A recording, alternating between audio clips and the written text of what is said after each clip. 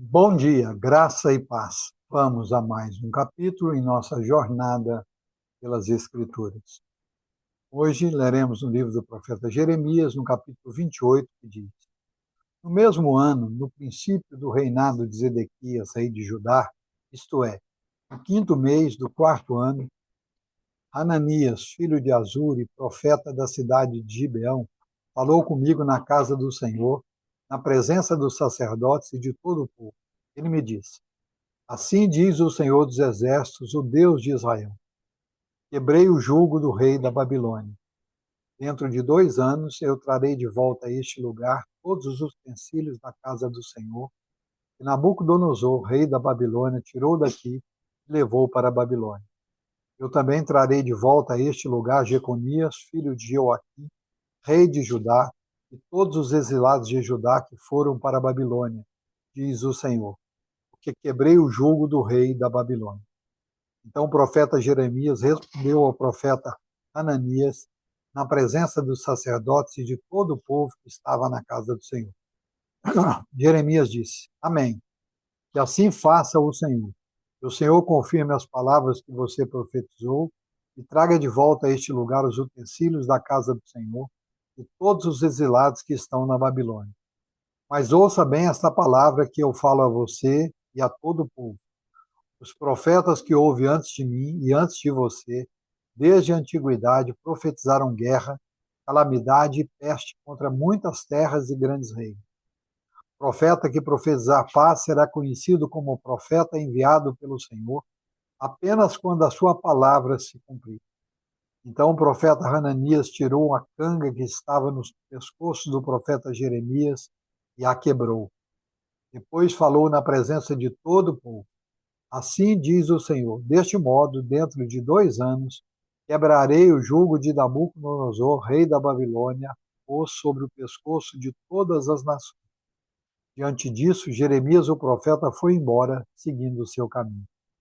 Mas depois que Hananias, o profeta, quebrou o canga que estava no pescoço do profeta Jeremias, veio a palavra do Senhor a Jeremias, dizendo: Vá e fale com Hananias, dizendo: Assim diz o Senhor: Você quebrou uma canga de madeira, mas ela será substituída por uma canga de ferro. Porque assim diz o Senhor dos Exércitos, o Deus de Israel: Porei um jugo de ferro sobre o pescoço de todas essas nações para servirem Nabucodonosor, rei da Babilônia. E elas o servirão. Até os animais selvagens eu entregarei a ele. Então o profeta Jeremias disse ao profeta Hananias: Escute bem, Hananias. O Senhor não o enviou, mas você fez com que este povo confiasse em mentiras. Por isso, assim diz o Senhor: Eis que eu o expulsarei da face da terra. Você morrerá ainda este ano, porque pregou rebeldia contra o Senhor. E o profeta Hananias morreu naquele mesmo ano, no sétimo mês. Aleluia, louvado seja o nome do Senhor nosso Deus. Vamos orar? Senhor nosso Deus, nosso Pai, ao iniciar de mais um dia, nós nos achegamos diante do Senhor e diante da Tua palavra. E o fazemos com muita reverência, muito temor no coração, muito respeito, mas também com muita alegria e muita esperança. Somos gratos ao Senhor pela oportunidade que o Senhor nos dá de nos achegarmos livremente diante da Tua presença, pelos méritos do Senhor Jesus Cristo de Nazaré. Também somos gratos ao Senhor pelo livre acesso que temos à Tua palavra, que é viva, que é poderosa, que é verdadeira, que nos instrui, que nos ensina, que ilumina o nosso caminho. Somos gratos ao Senhor pela mais uma noite de descanso, pelo teto sobre as nossas cabeças, pelo alimento que o Senhor tem colocado sobre as nossas mesas, pela roupa que vestimos, pela família a qual pertencemos, pela igreja a qual o Senhor nos permite participar. Somos gratos ao Senhor pela salvação que temos em Cristo Jesus. Somos gratos pela chuva que cai. Somos gratos por essa porção da Sua palavra que mais uma vez vem falar conosco. Esse texto nos mostra que muitas vezes pessoas até mesmo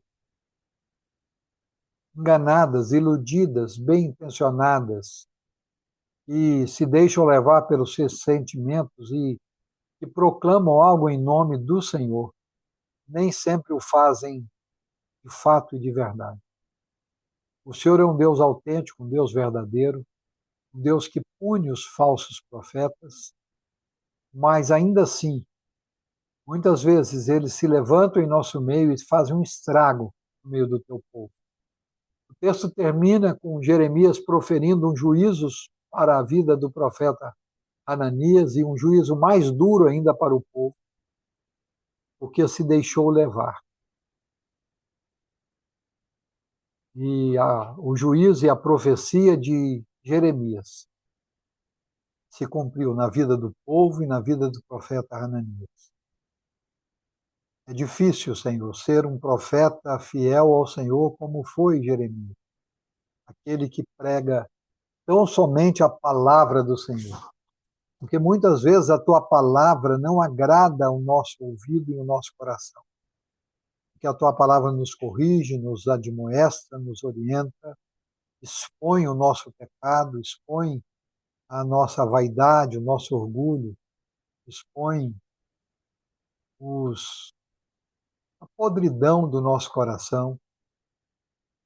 E vivemos num tempo assim, em que as pessoas estão como Ananias, pregando paz, prosperidade, tranquilidade, enquanto a verdadeira palavra do Senhor diz que nós estamos em guerra, nós estamos num tempo de perseguição, de peregrinação neste mundo, na qual não pertencemos, e não um tempo de paz e de bonança.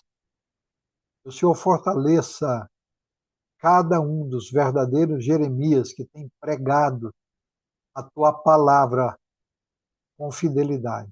Que o Senhor sustente, que o Senhor dê a tua unção, que o Senhor dê gozo, paz, alegria e dê fidelidade. Clamamos ao Senhor pelas nossas vidas.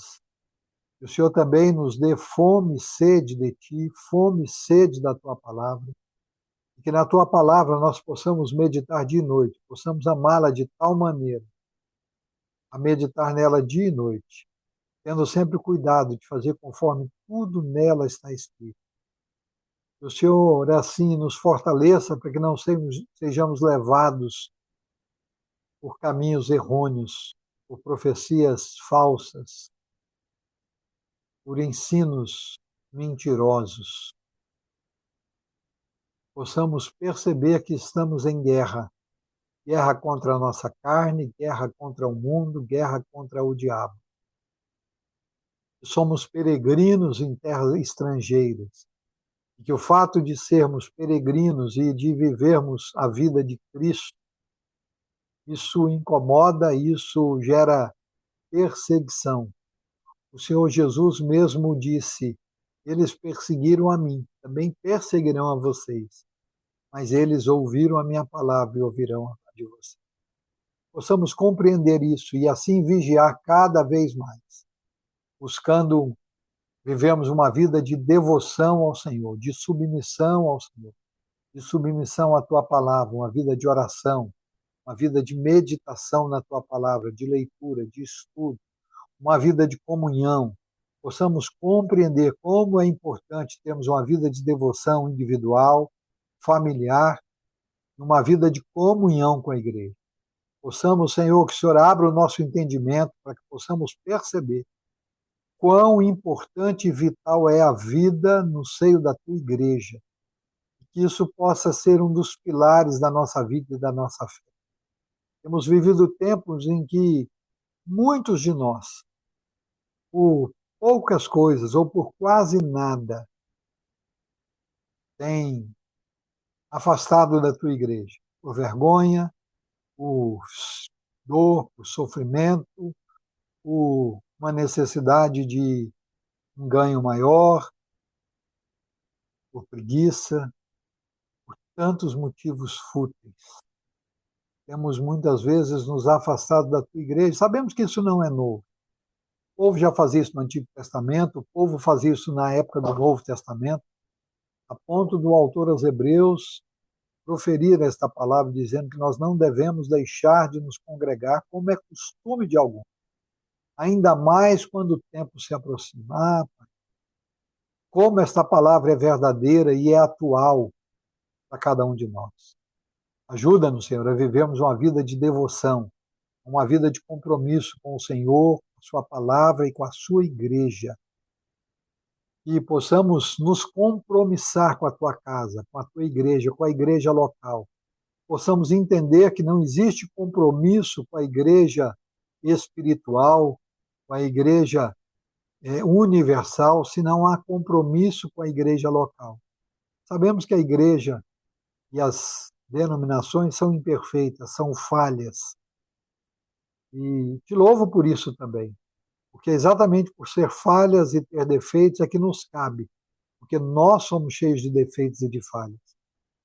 Como dizia o apóstolo Paulo, e ele dizia: eu sou o maior dos pecadores, e eu me faço coro com ele. Mesmo como pastor, eu sou um dos mais defeituosos. Mas a tua graça nos basta e o Senhor nos ensina a lutar contra as falhas, contra os pecados. Que o Senhor nos conduza a uma vida de santidade, de devoção e de obediência ao Senhor. No dia de hoje, nós estejamos mantendo uma íntima comunhão com o Senhor, nos preparando e vencendo todas as barreiras para estarmos reunidos amanhã na casa do Senhor, no dia do Senhor, para prestar um culto ao Senhor e para ouvir a tua palavra. Isso se cumpra na minha vida, na vida de cada um que ora comigo nesta manhã. E assim seja para toda a tua igreja, para a honra, glória e louvor do teu nome. Clamo mais uma vez pela tua igreja, em especial pela Igreja Evangélica Brasileira. Uma igreja que tem sido deixado levar ao longo dos anos por todo vento de doutrina, todo tipo de novidade. Que muitas e muitas vezes tem sido complacente com o pecado e com as práticas mundanas. E tem se ajustado ao mundo pensando que vai agradar, que vai atrair a juventude, que vai sustentar a juventude. E a história e o tempo têm mostrado que isso é uma mentira, é uma falácia. A única coisa que pode nos manter de pé é uma autêntica comunhão com o Senhor e a tua palavra. Que o Senhor nos sustente pela tua palavra. O Senhor tenha misericórdia da tua igreja. O Senhor desperte a liderança da tua igreja a voltar aos princípios da tua palavra, ao princípio de vida, de santidade, de pregação da pura palavra do Senhor. Que assim seja, para a honra, glória e louvor do teu nome. É assim que eu oro, agradecido no nome santo de Jesus. Amém. Deus em Cristo Jesus nos abençoe, nos conduza a uma vida de santidade, de devoção, de submissão e de compromisso com o Senhor e com a sua igreja. E até amanhã, se o Senhor assim permitir. Um grande abraço a todos.